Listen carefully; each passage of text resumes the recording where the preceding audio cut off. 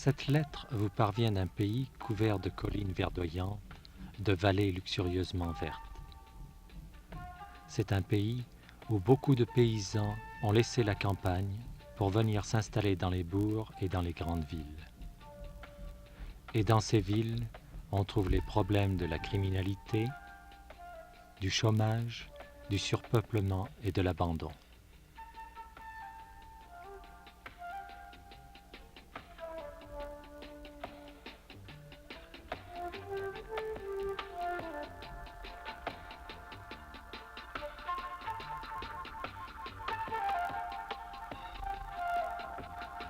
Les gens que la promesse d'une vie passionnante avait attirés se retrouvent devant une réalité cruelle. Il n'y a pas d'emploi, pas de logement. Ils n'ont trouvé que taudis et pollution. Cette lettre que je vous envoie raconte l'histoire de gens qui se sont rendus compte de ce problème. Ils savent que seule la détermination et le travail incessant pourront renverser ce mouvement d'exode vers les villes. Ils se posent des questions sur le développement de leur propre personnalité en tant que personne humaine.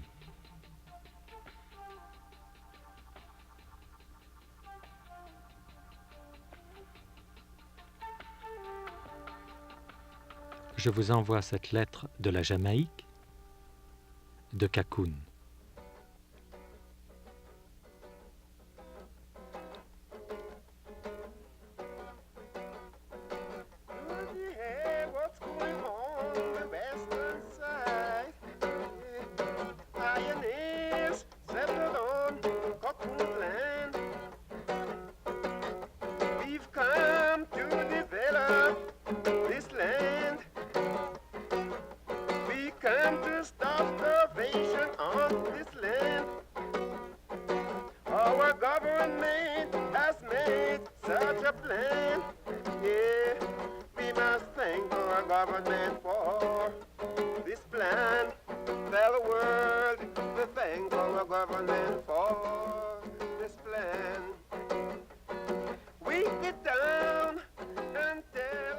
Le gouvernement jamaïcain a créé un programme qui doit réduire le mouvement de population vers les villes et stabiliser le montant de la main-d'œuvre agricole. Il s'agit d'aider les ruraux dans leurs entreprises pour les inciter à rester à la campagne. Le mouvement pour l'épanouissement de la jeunesse et de la communauté de Cornwall a pour but l'emploi de la jeunesse oisive des villes et l'établissement des fermiers qui n'ont pas de terre. Voici le premier de bien des projets dont le but est de donner aux fermiers, plus particulièrement les jeunes, une assise terrienne, ainsi que d'augmenter et de diversifier la production agricole en installant les fermiers dans des fermes rentables pour arrêter les départs vers la ville. Le projet est dirigé par le ministère de l'Agriculture et ses différents services, en liaison avec la Commission du progrès social du ministère de la Jeunesse et des services communautaires. Il y a 4 régions prévues pour être aménagées avec ce projet dans l'ouest de la Jamaïque et dans la plupart des régions rurales. Je suis donc venu à la ferme Nyerere pour faire un film au sujet du projet.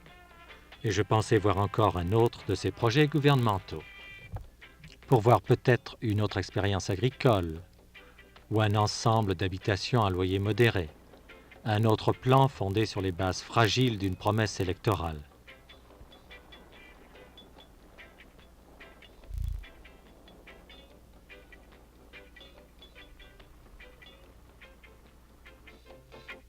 La ferme Nyerere n'est pas une fourmilière d'activités. On n'y voit pas des bataillons de fermiers à l'assaut de la terre. On n'y voit pas non plus de concentration de machines, pas d'affiches patriotiques pour vanter les mérites du progrès. En fait, on ne voit qu'un petit nombre de fermiers, mais des fermiers qui ne rechignent pas à la besogne. La ferme Nyerere est vaste, elle couvre 813 hectares.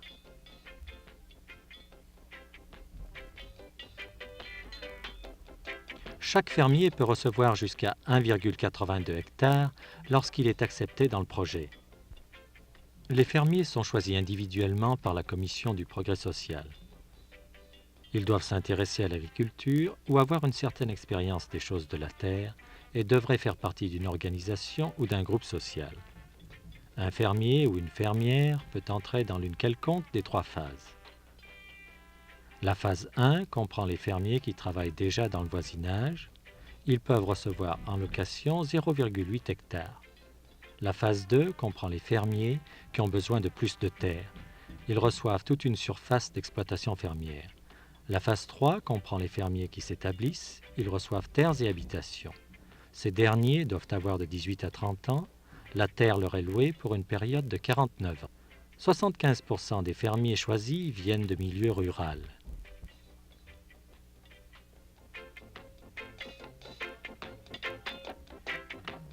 Le président Nyerere de Tanzanie a inauguré officiellement la communauté agricole Nyerere en 1974. Depuis, une révolution tranquille s'effectue. Une révolution orientée vers le progrès, c'est-à-dire une meilleure adaptation aux exigences de la vie agricole. Leurs efforts conjugués ont permis la production de 150 000 livres de nourriture au cours de la première année d'opération. Et cette nourriture s'est retrouvée sur beaucoup de tables jamaïcaines.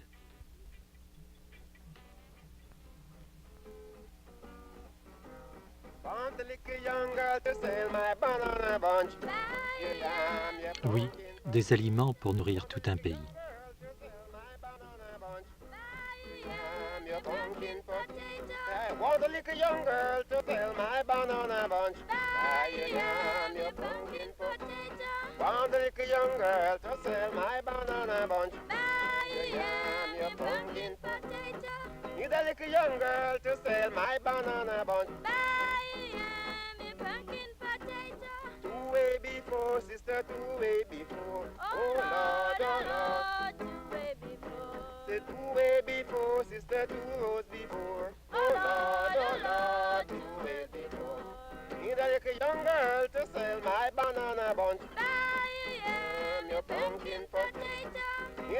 La vente des légumes de la ferme s'effectue par les soins de l'Agence de mise en marché des produits agricoles.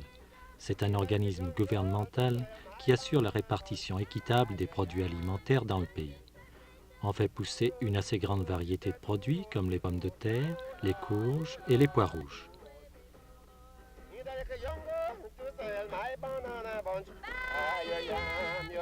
Un fermier peut gagner $2000 et plus par an.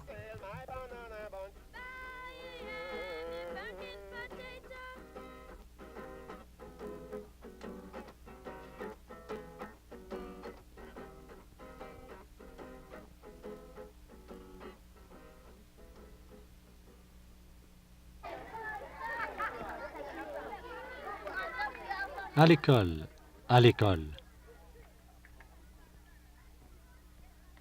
Apprendre du nouveau. Apprendre des chiffres et des mots.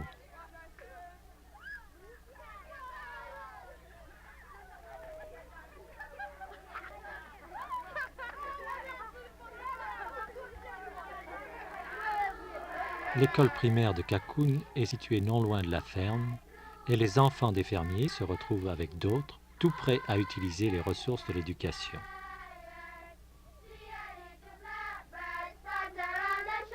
Apprendre du nouveau. Comme il est facile d'épeler liberté, mais indépendance est autrement difficile.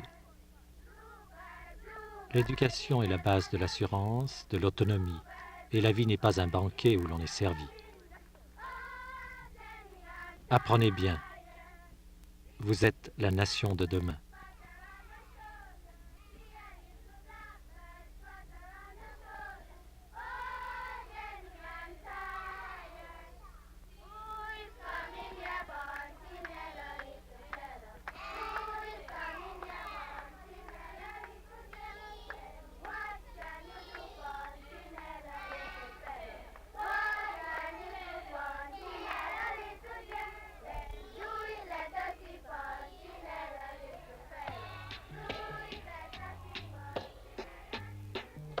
Mais l'éducation n'est pas réservée aux jeunes gens. C'est une expérience continue.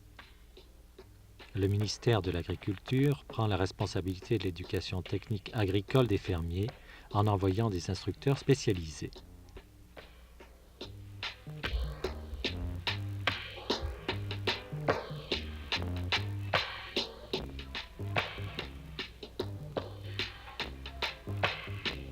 Il y a des niveaux très divers dans les connaissances des fermiers, et l'emploi de formes de culture regrettables a fait baisser la production agricole de la Jamaïque. Aussi, on est très attentif au cours des démonstrations et l'assistance est nombreuse.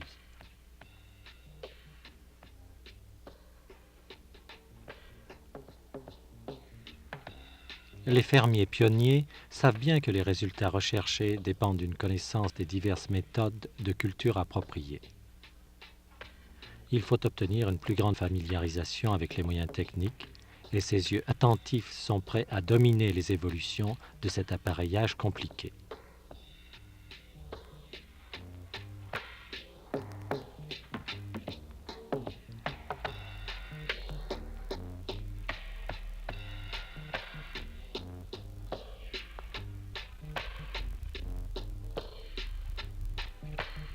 Voici comment se poursuit l'effort d'éducation à la ferme de Nyerere.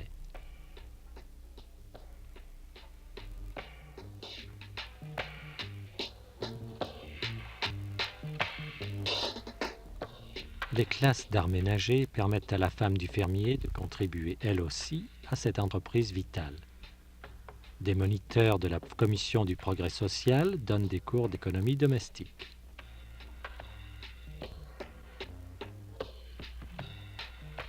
Des conserves à la broderie la plus fine.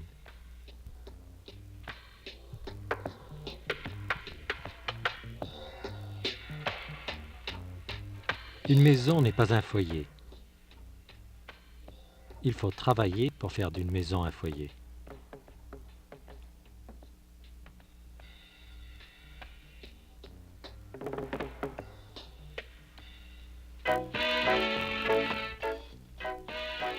On a construit 111 maisons dans le projet de ferme Nyerere. Les fermiers sont logés dans des maisons qui leur appartiendront un jour. Ces maisons consistent en un modèle de base avec 2 baies. On y trouve une chambre à coucher, cuisine et toilette. Chaque maison est construite sur un terrain de plus de 1300 mètres carrés et il n'y a pas d'espace perdu. La culture de l'igname aujourd'hui, c'est de la nourriture pour demain.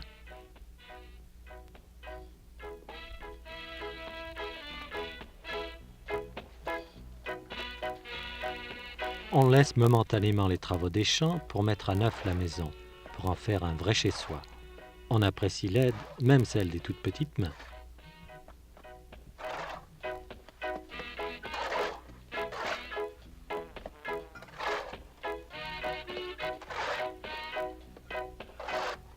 On peut obtenir un prêt de 250 $ pour meubler la maison. On devient propriétaire de la maison, mais pas du terrain sur lequel elle est bâtie.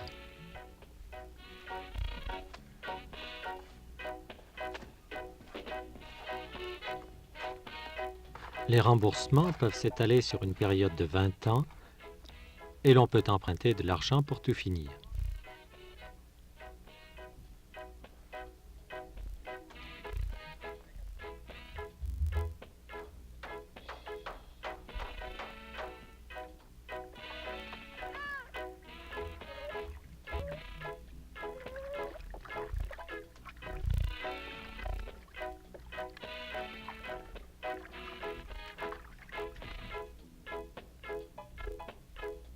Aucun des fermiers n'habite à plus de 3 km de son exploitation.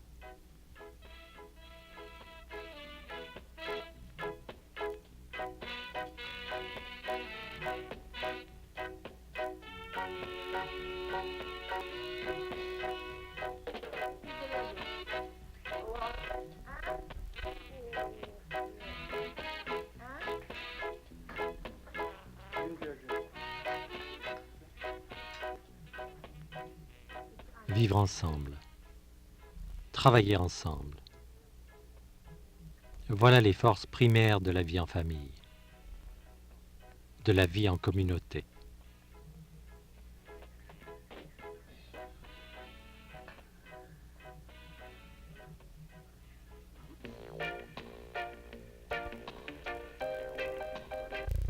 Le symbole de la colonisation d'autrefois, la demeure du château de Cacoune, est maintenant le lieu de rencontre des fermiers. On a pu former plusieurs comités pour permettre aux fermiers de prendre part aux décisions qui affectent le projet. La Commission du progrès social patronne aussi des cours d'administration coopérative. On peut y dire ce que l'on pense en toute liberté. Chacun se rend compte que la seule chance de succès est la solidarité. On discute avec l'administration actuelle les problèmes qui se posent pour y trouver une solution. Et des problèmes, il y en a. Les produits agricoles se vendent pour rien. Faut-il labourer de nuit avec le tracteur? Participer pour de bon, c'est leur projet. Il faut que ça marche. Ils veulent des actes, des idées. Sans action ne sont que des idées. Il n'est certes pas facile d'être directeur d'un projet comme celui-ci.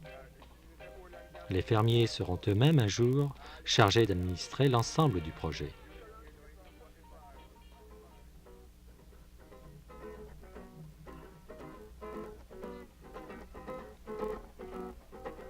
Number one, A1 trash the mash. When me one go look, see a little girl up there. Ask her what's her name. Give me a funny name. Ask her for her mother. Tell me she gonna work. Ask her for her papa. Tell me him gonna work. Ask her if she work already. Tell me oh no no. Travailler ensemble, jouer ensemble, c'est une bonne recette pour une vie heureuse.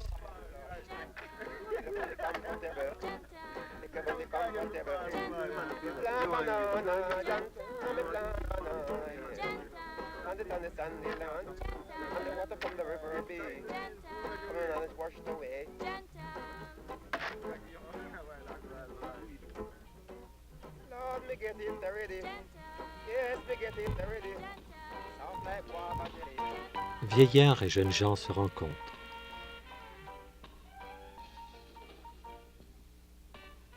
Les vieux fermiers de la région n'ont pas accueilli le projet sans réservation.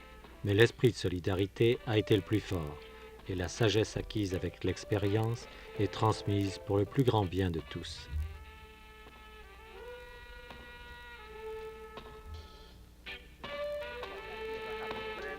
Quelquefois, le désaccord est chose courante.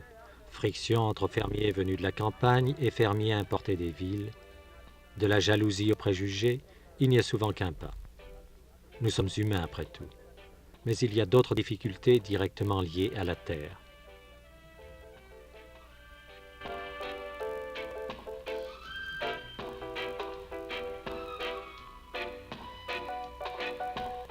Il n'y a pas assez de plans disponibles. Il n'y a pas assez d'outils pour tous dans la ferme. Un prêt imminent de l'étranger est toujours imminent. L'eau manque pour l'arrosage. La pluie est saisonnière. Il n'y a pas de cours d'eau dans la région. La nouvelle citerne de 180 mètres cubes suffit à peine à répondre aux besoins domestiques du village. Une dure période de sécheresse a nui aux efforts de culture. Les fermiers veulent obtenir plus pour leurs produits. Il y a aussi le problème des absences. Certaines cultures ont besoin de beaucoup d'attention, mais partout on voit les traces d'un travail acharné. La route du succès n'est pas sans ornières, mais un travail assidu de la détermination et de la discipline forceront la route du succès. Le but à atteindre est l'autonomie, et le mot-clé est amour.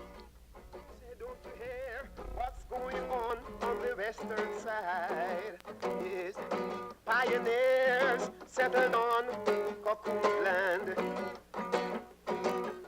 We've come to develop this land. We've come to stop starvation on this land.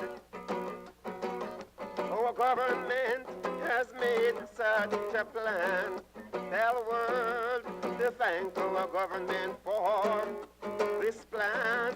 Oh yes, let us thank our government for this plan.